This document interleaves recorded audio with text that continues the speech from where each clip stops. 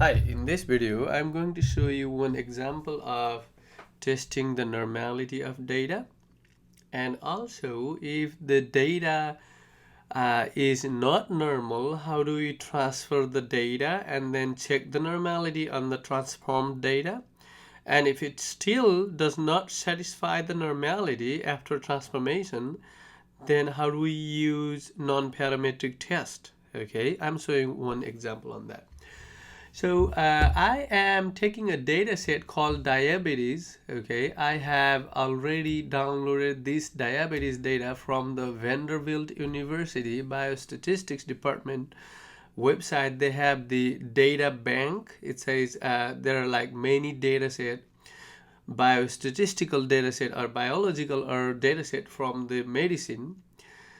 They have uploaded that there, and I downloaded that one of the dataset called diabetes. Now, so what I'm doing here is I am using read.csv and then file equals to, and then this is the path for the data. You know how to do that, and header is true there.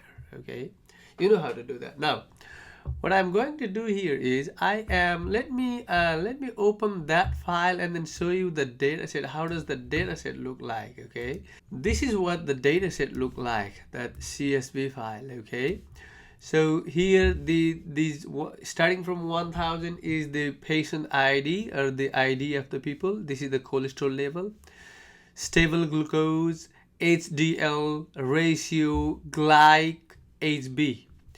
HB, location, age, gender, height, weight of different patients. So all these things, blood pressure on the day, and then so everything, waist measurement, hip measurement, and so all these columns are given there. And then if you want to know the details of the data, you can go to that website and then read what are these data, and then what are these locations, where was it taken, what are the meaning of each of those column and everything. Okay, so what I have done that here is I downloaded this data in my computer and then saved in a folder or in the desktop, and then I'm giving the path of the data. How do you give the path?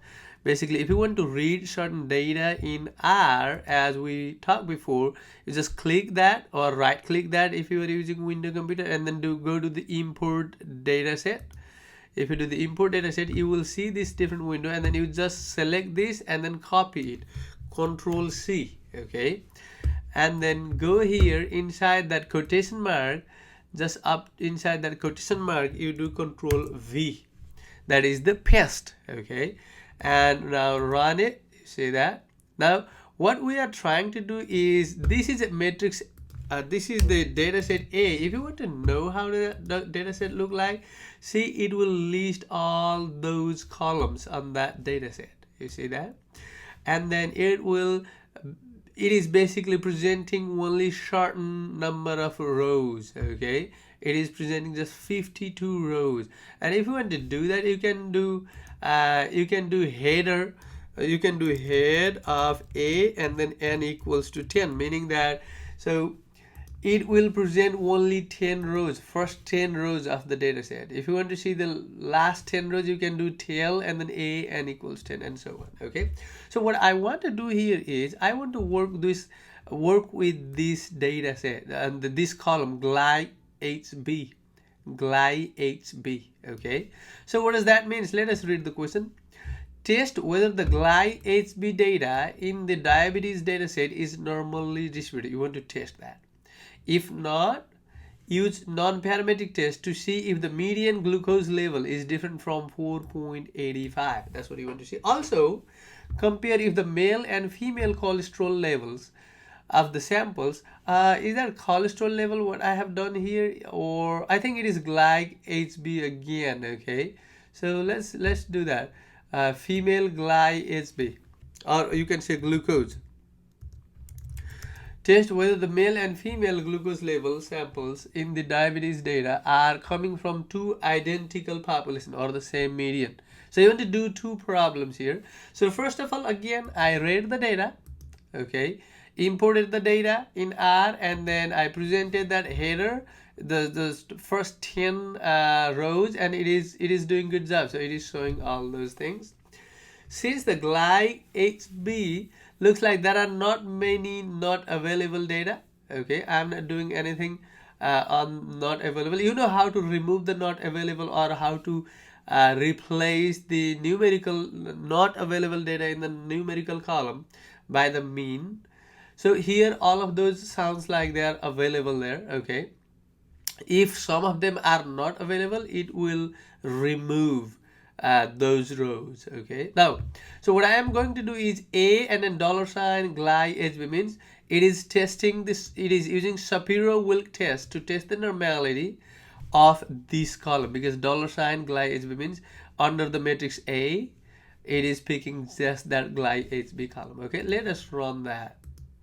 So what do you get? You got p-value is very small, meaning that what is the null hypothesis in the normality test is the data is normal, is the null hypothesis, and the data set is not normal, or the population is not normal, is the alternative hypothesis, okay. Now, so it says that p is less than alpha means we reject the null hypothesis, meaning that the data is not normal, okay.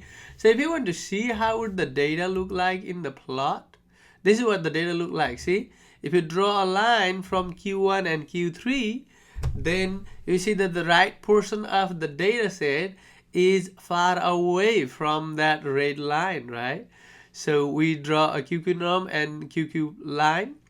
Then you saw that that significant portion of the data is going away from that line. So also we said we verified that from the Shapiro-Wilk normality test that the p-value is very, very small. Okay, now, so the next thing, if the normality is violated on the particular variable you are interested in, then you do the transformation of the data, right? Let us do the transformation of the data. Instead of doing the just glide HB, I'm doing the log of that. What I'm doing here is I'm doing Shapiro.test log of that column. In the matrix A, in the data set A, I'm picking the glide HB column, and then I'm doing the log of that, okay. So if I do that for the test of normality, I still get p-value is less than alpha. So that's the Shapiro-Wilk test of that. And if you do the normality test, because you see that when you do the plot, it looks like it is a little bit close, but still far away. Significant portion is still far away. So the normality is violated on this problem. So what you need to do is you want to use the non-parametric test. I'm using Wilcoxon test, okay. So A and then glide HB is the data set, that the column that you want to use, and you want to know whether the median is equals to 4.85 or different from that, which is the alternative one, and the confidence interval is that. Let us do that. So it says that the p-value is 0.0135, meaning that we reject the null hypothesis for alpha equals to 0.05 level, okay, because the alpha is not given. So I'm assuming that alpha is 0.05. So p-value is less than alpha, meaning that we reject the null hypothesis. So what we can see here is the median glucose level, okay, the median glide HB is different from 4.85 because we rejected the null hypothesis, okay. Now, so the next thing you want to do is you want to compare the median glucose level of male versus the female, okay. So what I'm doing here is I'm taking the subset of A with gender equals to male, that is A, okay, and then let us try this Shapiro again, test the normality of that, okay. So if the male data satisfy the normality or the female data satisfy the normality, so we will be doing both of those. So Shapiro-Wilk again 10 to the negative 16, which is less than alpha, and I'm trying the data transformation. So you see that on the transform data also it is negative 11, so it is still not normal. So how about the female? Do the same thing for the female.